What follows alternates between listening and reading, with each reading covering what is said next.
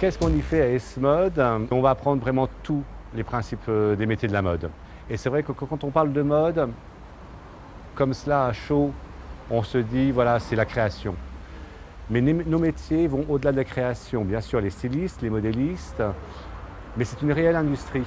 Il y a les tisseurs, il y a les stylistes, les modélistes, il y a les marketeurs, les communicants, les chefs de produits, les acheteurs. Et bien voilà, c'est à cela que nous formons à S-Mode depuis 174 ans.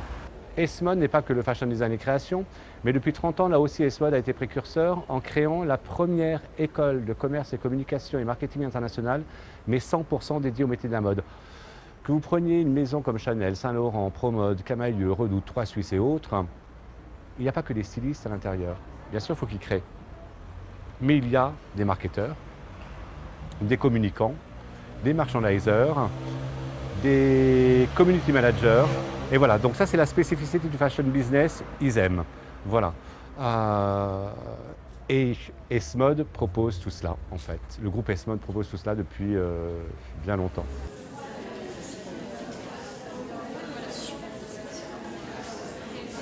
Pour rentrer à S-Mode en fait, c'est sur concours d'entrée. L'année de la terminale ou bac déjà acquis, les jeunes prennent contact avec nous. On va leur demander d'établir un book personnel. Ce book, on ne va pas forcément leur demander à l'intérieur de mettre des superbes dessins et autres, mais déjà c'est pour avoir leur sensibilité artistique, leur regard sur la mode, leur regard sur l'architecture, leur regard sur les époques, leur regard sur la peinture, etc. Je vais les recevoir un par un, ces candidats. Ils vont me décrire qui ils sont grâce à leur book. Suite à cela, ils auront 2 épreuves de sensibilité mode sur place à effectuer. Et on va dire dans 10 jours ou une semaine plus tard, je vais leur communiquer ma décision si oui ou non ils sont admis à S-Mode ou ils aiment. En fait, à S-Mode, on veut vraiment des gens passionnés avant tout. La technique, ça s'apprend, ça s'apprend. Et après, nos études, c'est 3 ans. 3 ans d'études pour avoir un diplôme reconnu par l'État, niveau 2 Bac plus 3, donc licence, avec possibilité, s'ils le souhaitent après, de faire des masters. Et au bout des 3 ans, donc on va tout leur apprendre de A à Z. Mais ce que on veut surtout, c'est qu'au bout des 3 ans, comme aujourd'hui, le jour de ce grand oral, où il y a plus de 100 personnalités du monde de la mode qui sont dans l'école aujourd'hui pour les juger, on veut vraiment qu'ils arrivent à une technique et une créativité, mais qui leur correspondent. C'est-à-dire, on ne veut surtout pas des clones. On veut vraiment que chaque univers, chaque ADN soit mis en avant.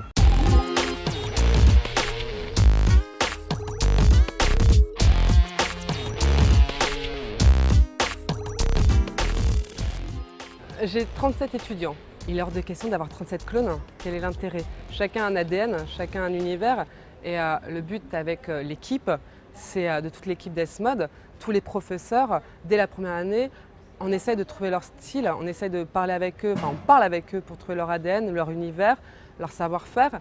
Et comme je leur dis en 3e année, vous n'avez plus de défauts, vous n'avez que des qualités. Vos points faibles, je ne veux pas les connaître, je ne connais que vos points forts. S'ils sont mauvais en modélisme, pas grave, on va trouver leur technique qui leur sera propre et ils pourront exceller dans leur modélisme, idem en style.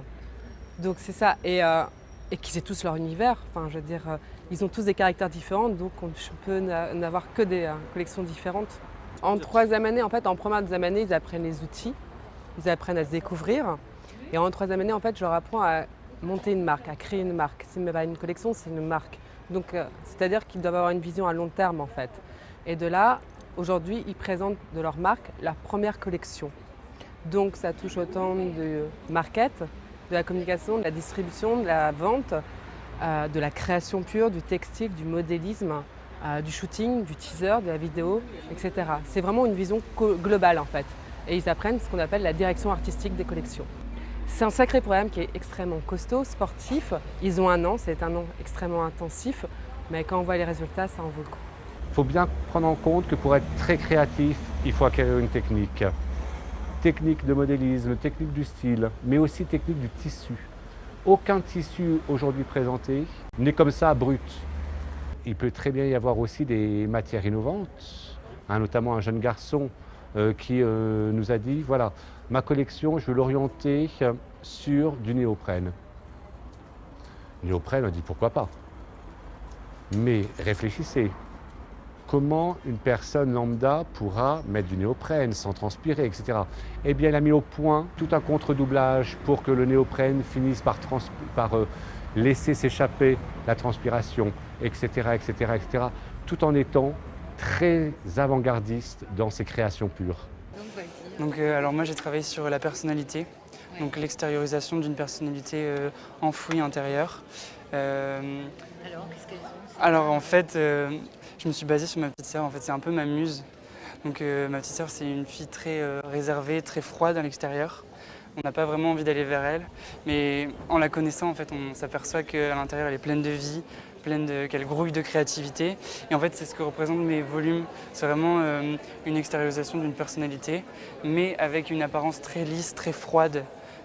Presque rebutante pour certaines personnes, mais à la fois, voilà, mais à la fois je les casse avec des codes couleurs pastel, acidulés, punchy, qui donnent envie d'avoir un côté un peu énergique. C'est comme un film plastique que tu as mis sur ton néoprène. Voilà, donc c'est recouvrir le néoprène par du plastique, donc c'est du polycarbonate, donc avec un apprêt iridescent et une couleur incrustée dans la matière. Et ça casse pas? Non, c'est très rond en fait. D'accord. Et ça se remettra toujours en forme, ça redeviendra lisse. J'ai choisi d'intégrer cette école parce qu'elle proposait les deux formations qui sont le stylisme et le modélisme, qui ailleurs on ne peut pas trouver en fait la double formation imbriquée. Et c'est vraiment les deux matières les plus importantes dans le monde de la mode qu'il faut savoir connaître. Le stylisme, c'est toute la partie création, créativité, univers, ADN d'un créateur par exemple. Et le modélisme, c'est toute la partie de la technicité du montage de vêtements, du patron, au moulage et à la réalisation finale. Aujourd'hui, c'est important pour moi parce que je présente pour la première fois mon univers et ma première collection à des professionnels du milieu de la mode. Donc pour moi, c'est aussi l'intérêt d'avoir des retours, positifs ou négatifs, quels qu'ils soient, mais des retours pour savoir si mon travail peut plaire ou intéresse. Et aussi de faire des rencontres et pourquoi pas avoir des contacts et avancer dans mon propre projet personnel. Ça servira en fait à me vendre moi-même, à proposer vraiment mon univers et exposer pour la première fois mon travail. Enfin, c'est l'image que je veux représenter et j'aimerais justement l'utiliser davantage dans des concours ou même des publications de petits magazines.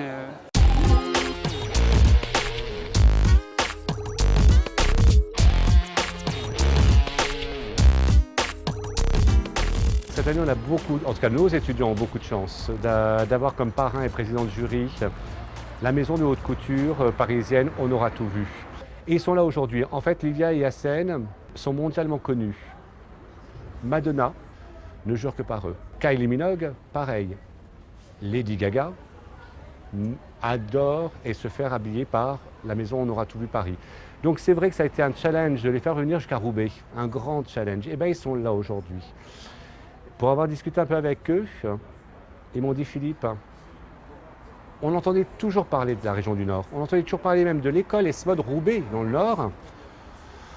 On se devait d'être là aujourd'hui. Eh bien on ne regrette pas un quart de seconde d'être là, parce que tout ce que l'on voit, on est bouche bée. Par rapport à ce qu'on pourrait voir à Paris, à New York, à Tokyo et autres, mais là ce qu'on voit aujourd'hui, ça dépasse toutes ces capitales de la mode. Et ben ça, c'est pas gagné pour nos étudiants. Non, c'est les maniacos. On était invités de présider le jury de ESMOD et c'est vrai que ça se découvre avec un grand plaisir. Donc, on est impressionné par la qualité du travail et par l'identité du monde créatif de chacun. Le ressenti, effectivement, est qu'on a la chance de voir des créatifs qui ont un univers très redéfini, qu'ils ont des idées assez claires de ce qu'ils ont envie de faire dans la vie. Et je pense que ça, c'est une des choses les plus importantes quand on est étudiant et quand on s'apprête à faire la marche d'après et se jeter dans la vie active ou créer sa propre société ou rejoindre une société où ils peuvent justement démontrer tout ce qu'ils ont appris pendant toutes ces années d'école et aussi bien sûr apprendre la réalité de tous les jours. Si vous regardez un peu, la couleur est là, l'exubérance est là, la réalité du marché est là, donc il y a quelque chose qui se passe, c'est sûr. Et on aime beaucoup de voir qu'ils n'ont pas peur de déplaire. C'est très important en ce moment. Parce que si on se laisse juste guider par le vague de ce qui plaît en ce moment, on sera plus jeune, on sera plus créatif.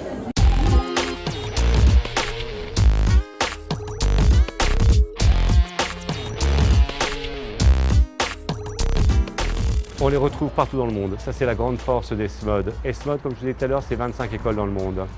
Donc, c'est un réseau depuis 174 ans.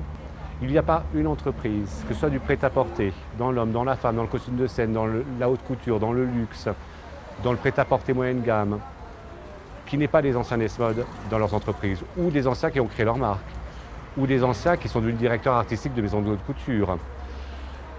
Donc nos étudiants ont cette chance de bénéficier aussi de ce réseau. Et là, pour la promotion 2014, donc celle de l'an passé, 86% de nos étudiants étaient déjà placés partout dans le monde. Donc c'est très très beau. Je vais vous dire, on pense toujours que la mode est futile, que le textile est futile, qu'il y a la crise dans le textile. Arrêtons avec cela. Moi, il n'y a rien de tel pour m'agacer. Moi, je dis toujours aux gens, ah bon ? Vous n'êtes pas tout nu devant moi, je ne suis pas tout nu devant vous. Depuis la nuit des temps, l'être humain est habillé. Parce que le vêtement, à la base, c'est une protection pour l'être humain. Donc il aura toujours besoin de vêtements. Donc derrière chaque vêtement, eh bien, il y a une industrie. Donc vive le textile et vive la mode et vive Roubaix. Ça, voilà, je voudrais dire ça aussi, le Nord. Il y a un vivier extraordinaire. J'ai beaucoup travaillé sur Paris pendant des années avant d'arriver dans le Nord. Pour rien au monde, je repartirai à Paris. Dans le Nord, il y a un potentiel, il y a une vérité, il y a une humilité et il y a de vrais talents.